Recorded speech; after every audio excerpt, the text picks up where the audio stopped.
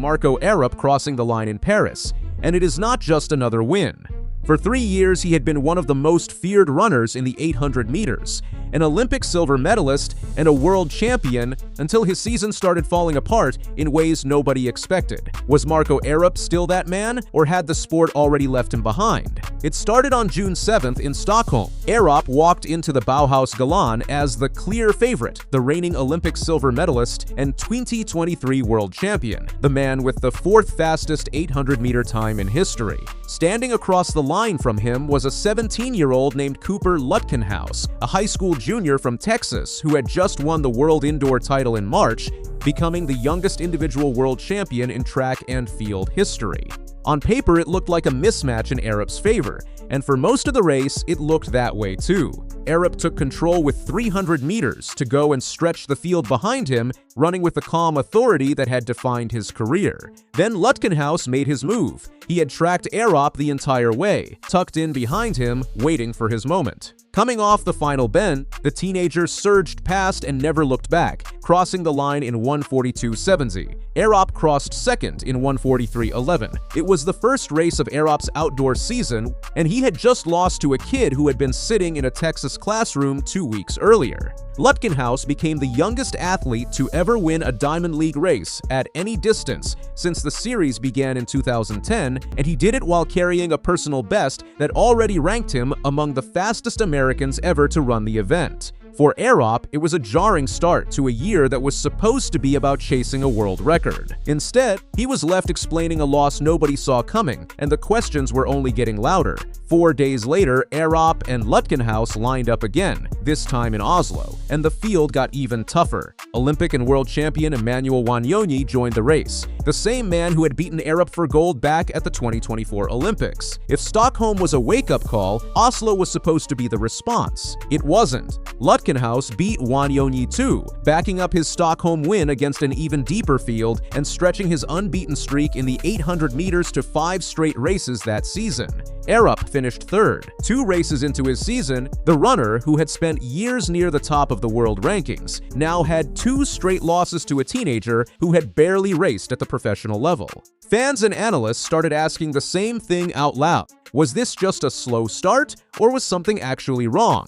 Nobody had a clear answer, and Arop wasn't doing many interviews to explain it either. The silence only made people watch closer for what he would do next. What he did next surprised everyone. At Canadian Track Nationals the following weekend, Arop skipped his own signature event entirely. Instead of racing the 800 meters, he lined up in the 1500 meters, a race far outside his usual specialty, and finished second there instead. Back in the 800, the event he had dominated for years, Abdullahi Hassan took the win in his absence. There was no official explanation for the switch. Was Arop protecting himself from another loss? Was there something physical going on behind the scenes? Or was this simply part of a longer plan nobody outside his camp understood yet? Fans on social media picked the moment apart for days, and none of the theories lined up with what came next. Whatever the reason, it left his season looking more uncertain than it had in years, and with the Paris Diamond League just days away, there was no more time to figure it out quietly. Paris arrived under brutal heat, hot enough that there were real questions about whether the meet would even go ahead. It did, and Arop showed up to a stacked men's 800-meter field that included Niels Leros of the Netherlands and Tobias Gronstad of Norway, both running in career-best form this season, plus Britain's Ben Pattison, rounding out a field with no easy lanes. There was no hiding from this one. 2 losses to Lutkenhaus were still fresh. The Oslo result had raised real doubts, and the national switch had left his readiness in question. If Arop wanted to silence any of it, this was the race to do it in.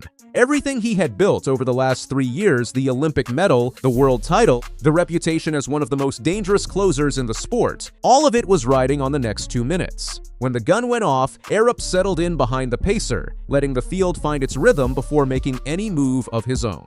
Through the opening lap, he stayed controlled, tucked into a position where he could see everything happening around him without giving away his plan. As the pacer stepped stepped off the track, Arop didn't hesitate. He pushed to the front and started pulling the field with him, the same aggressive front-running style that had made him one of the most feared closers in the sport before this season began. Laros stayed close, matching him stride for stride and refusing to let any gap open. Behind them, Gronstad worked to hold contact as the pace climbed higher than almost anyone left in the field could sustain. Coming off the final bend, Arop was still leading, but Laros was closing fast, and for a moment it looked like Stockholm might repeat itself all over again. This time, Arop had an answer. He found another gear in the final 80 meters, the kind of finishing speed that had carried him to a world title back in 2023, and pulled away from Laros instead of getting caught. He crossed the line first in 1:41.84, a world-leading time for 2026, and the first man all year to break 1:42. Laros crossed second in a personal best of 1:43.60, and Gronstad took third in 1:43.63, both of them running times that would have won almost any other race this season. It was Arop's fastest race of the season by more than a second, and it made him the first runner anywhere in the world this year to run that fast. After everything that had happened in Stockholm, in Oslo, and at Nationals, Arop had just delivered the one answer that actually mattered. He hadn't just won the race. He had run the best time anyone on the planet had produced all year, and he did it in the one race everyone was watching closest. Speaking after the race, Arop called the execution close to perfect, and he credited his pacer for setting him up to run freely instead of racing scared. He admitted he was still working his way back from an injury, and that a full training block was still weeks away, which made the time even more significant. This wasn't a fully sharpened Arop at his physical peak. This was a runner still finding his form again, and he had still produced the fastest 800 meters anyone in the world had run all year. It was also his first Diamond League win in nearly 2 years, going back to a victory in Silesia in August of 2024, which made the moment even heavier for a runner who had spent most of that stretch chasing other people's results instead of setting his own.